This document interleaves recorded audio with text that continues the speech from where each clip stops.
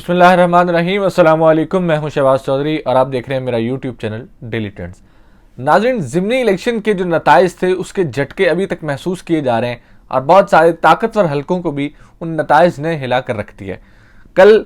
रावलपिंडी में एक core commander conference की मीटिंग हुई, उसके बाद बहुत सारी बातें सामने आई कि ये फैसले हो गए, वो फैसले हो गए, और उसका जो एलामिया जारी हुआ उसके ऊपर भी बातें की गई। अब सुनने में ये आ रहा है कि हुकूमत के लिए शायद मुश्किलात में मजीद इजाफा होने जा रहा है। अभी शेख रशीद साहब ने ट्वीट किया और उन्होंने बयान भी दिया कि कल जो रावलपिंडी में अहम मीटिंग हुई है वो पाकिस्तान के लिए आगे मुस्तकबिल के लिए एक बड़ी अच्छी मीटिंग है और उसके नतायज जल्द आना शुरू हो जाएंगे। शेख रशीद साहब वो शख्स हैं जिनके हमेशा से जो ताकतवर हल्के हैं, जो फैसला कुन ताकतें हैं, उनके साथ राब्ते रहे हैं और वो हमेशा से राब्ते में रहे हैं। और कल की जो कोर कमांडर कॉन्फ्रेंस की मीटिंग हुई उसके बाद बहुत सारे लोग ये कह रहे हैं कि अब शायद इमरान खान की जो वापसी है वज़ीर आज़म हाउस में वो बहुत क्लियर होती नज़र आ रही है और बहुत सारे ऐसे फैसले हैं जो इमरान खान साहब के हक में होने जा रहे हैं और बहुत सारी ऐसी चीज़ें हैं जो हुकूमत को वाज़ेह हो जाएंगी और हुकूमत के लिए शायद बहुत सारी मुश्किलात जो हैं वो सामने खड़ी हो जाएंगी। क्योंकि इमरान खान साहब जो लॉन्ग मार्च की कॉल है, उन्होंने इलेक्शन जीतने के फ़ौरन बाद प्रेस कॉन्फ्रेंस की अगले दिन और उन्होंने उस प्रेस कॉन्फ्रेंस में कहा कि मैं चंद दिन का अल्टीमेटम दे रहा हूं, मैं उन फैसला कुन ताकतों को अल्टीमेटम दे रहा हूं कि आप मुल्क का सोचें, आप इलेक्शंस की डेट अनाउंस करें और इलेक्शन अनाउंस करें तो मैं शायद लॉन्ग मार्च नहीं करूंगा, लेकिन अगर इलेक्शन अनाउंस नहीं होगा तो उसके बाद मुझे लॉन्ग मार्च करना पड़ेगा और मैं लॉन्ग मार्च के लिए बिल्कुल तैयार हूँ। अभी बहुत सारे जो सहाफ़ती हल्के हैं वो भी ये कह रहे हैं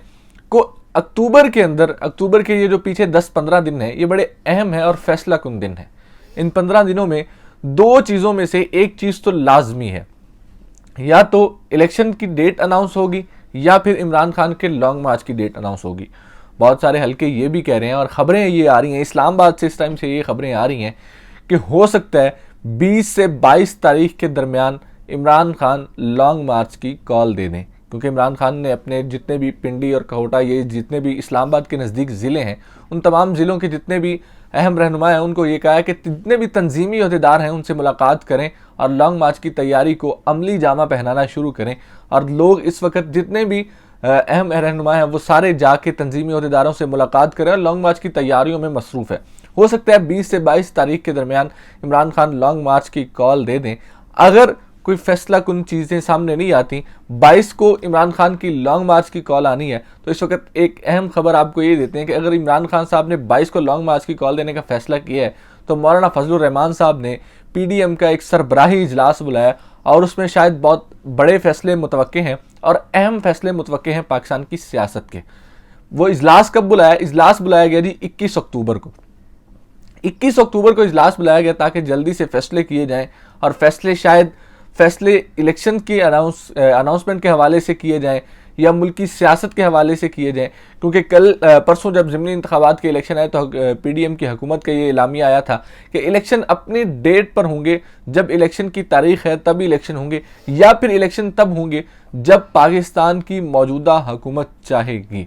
लेकिन दूसरी जानब इमरान खान साहब हैं वो शायद इस हुकूमत को चलने दे ही नहीं रहे, ये इस हुकूमत को जो है खुशी या सुख का सांस ही नहीं लेने दे रहे। जब भी ये कोई ना कोई बात करते हैं या अवाम में आते हैं, चाहे ज़िमनी इलेक्शन हो, चाहे सियासी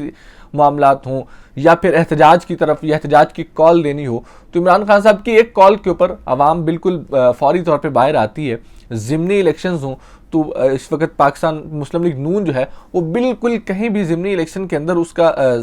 कहीं भी नामो निशान नज़र नहीं आता। जैसे कहते हैं कि सफाया हो गया या क्लीन स्वीप हो गया, उस तरीके से इवन के पंजाब जो पाकिस्तान मुस्लिम लीग नून का गढ़ होता था उसके अंदर भी पाकिस्तान मुस्लिम लीग नून के हालात इस कदर हैं कि उनको कुछ सोचना पड़ रहा है और वो ये कह रहे हैं कि हम शायद कुछ सैलाब में मसरूफ़ थे या बिजली के बिलों के इजाफे की वजह से हमें जो वोट नहीं मिल सका, तो हालात इस कदर ख़राब हो चुके हैं पाकिस्तान मुस्लिम लीग नून के लिए। तो कोशिश यही की जा रही है कि या तो हमें पाकिस्तान मुस्लिम लीग नून के जो कायद हैं मियां नवाज शरीफ साहब लंदन में, वो भी पाकिस्तान आना चाहते हैं, लेकिन वो पाकिस्तान आने के लिए कुछ डिमांड्स रख रहे हैं, उनकी अपनी कुछ डिमांड्स हैं। वो भी सियासत को बचाने के लिए कुछ डिमांड्स ये रख रहे हैं कि जी इमरान खान साहब को जेल में डाला जाए, जिस तरीके से 2018 में हमें जेल में डाला गया, इमरान खान साहब को भी जेल में डाला जाए, या फिर लेवल प्लेइंग फील्ड दी जाए, या हमारी हुकूमत को प्रोलॉन्ग किया जाए, या फिर इलेक्शन की जल्दी ना की जाए। तो ये चंद एक चीज़ें हैं जो नवाज शरीफ साहब भी जो अपनी डिमांड्स को रख के बैठे हुए थे। पहले उन्होंने ये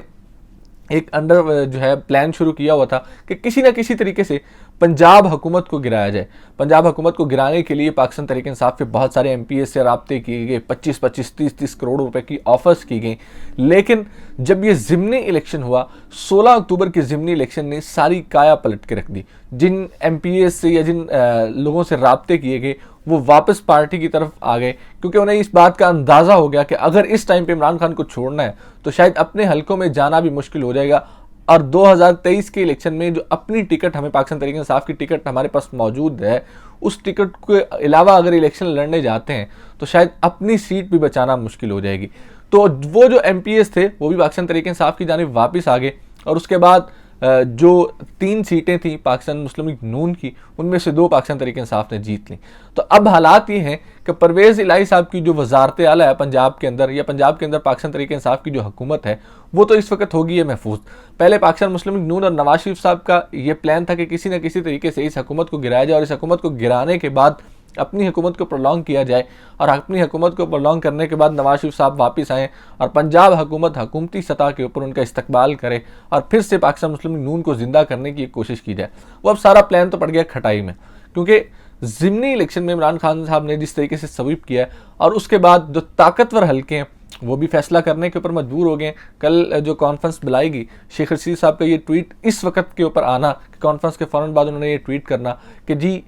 इस मीटिंग की या इस कॉन्फ्रेंस के जो नताइज हैं वो जल्द बहुत अच्छे सामने आएंगे और मुल्की मामलात बहुत जल्द बेहतरी की तरफ जाएंगे। तो ये ट्वीट बड़ी मानी खेज ट्वीट है। अब एक अहम खबर आपको देते हैं।